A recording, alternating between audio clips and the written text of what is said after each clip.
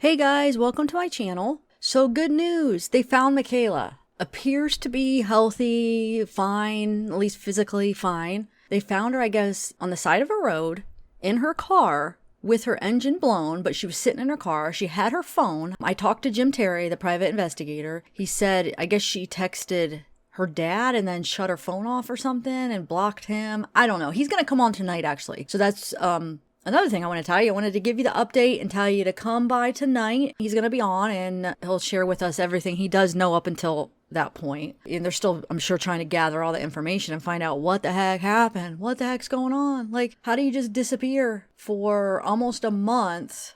And, well, no, it was a month. Hold on. What's today's date? Yeah, over a month. It'd be over a month. You disappear for over a month and you're in Columbus the whole time? Okay, let me read you an article that Fox put out, just to kind of fill in some of the details. So it says, missing Ohio National Guard, Michaela Nelson found alive.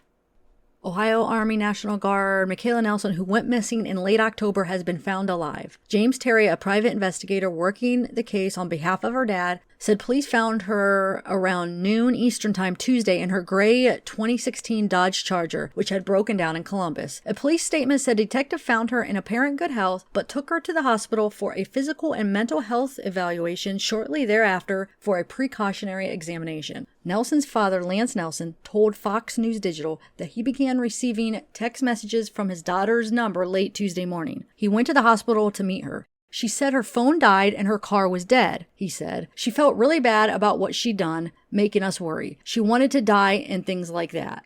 Columbus police said a detective found her inside her car near the intersection of Sawmill and Bethel Roads. She was inside. Nelson appeared to have been going through a rough patch in recent months. She last spoke with her friends and relatives at the end of October in a text message exchange with her grandmother, her cousin Elise Miller said Friday. But the last time Miller spoke with Nelson directly came a month earlier at Nelson's mother's funeral, she said. In August, Nelson posted a video to TikTok addressing concerns that she'd failed out of officer candidate school, and her ex-husband remarried earlier this year, just 4 months after finalizing their divorce. She completed her advanced individual training at Fort Jackson, South Carolina, October 2nd, but failed to return to her Dayton-based unit, military authorities said in a statement. Sorry, Zeke's barking, and I can't wait for him to get done because I'm rushing to get this out. Zeke, stop it.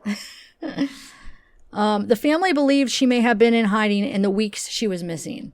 So Jim shared with me the press release, so I'm going to read that here for you guys. And stop by tonight. Jim will be on, so hopefully it'll be a nice discussion. He's going to come on and share whatever he knows up to that point. So, okay, so the press release here. Media information, Columbus Division. Here's the location of offense. It's Sawmill Road in Bethel. I guess the car is still parked on the side of the road because the engine's blown. Maybe by tonight they would have it towed, you would think, but I'm not sure how long they're going to keep it there. He said that it's still there on the side of the road, at least at the time I talked to him. So let me read you the incident summary. It says the victim was reported missing to Columbus police on November 5th, 2021. On November 30th, 2021, a Columbus police detective was actively looking for the victim when he observed her vehicle in the area of Sawmill Road and Bethel Road. The victim was located inside the vehicle. She was observed to be in good health. However, she was transported to a local hospital for a precautionary examination. So that's that. I mean, well, no, it's not over actually, because what was going on? Is she mentally stable? Is everything okay with her mentally, emotionally? Like, why did she feel like she had to disappear? I know it says November 5th is when she was reported missing,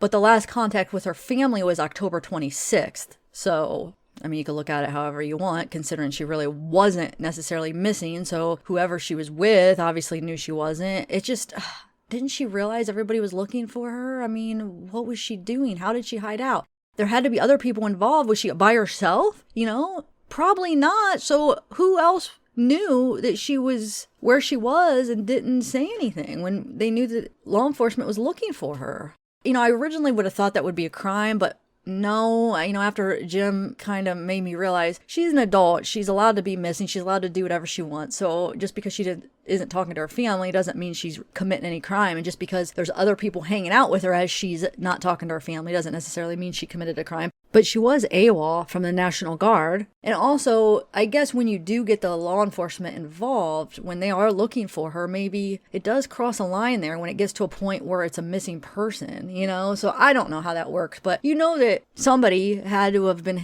hanging out with her probably, right? Nobody said anything and everybody's all worried. All right, guys, so I'm going to put up the reminder here soon. I'm not sure exactly what time the live will be tonight, but it'll be sometime tonight with Jim Terry, and hopefully he'll fill in any gaps we have, at least as far as what he knows up to that point. And then, you know, later on, if he finds out more information, I'm sure he would be willing to come back on and give us any additional information. But I just wanted to get this out to you guys. And basically another good outcome, guys. We've been having a lot of good outcomes this past month. So it really is great news, but just hopefully mentally she's okay, because what made her feel like she had to do that, you know? So I guess we'll probably slowly get the answers to that. All right, guys, have a good night, and we'll talk to you tonight. Bye. Really, really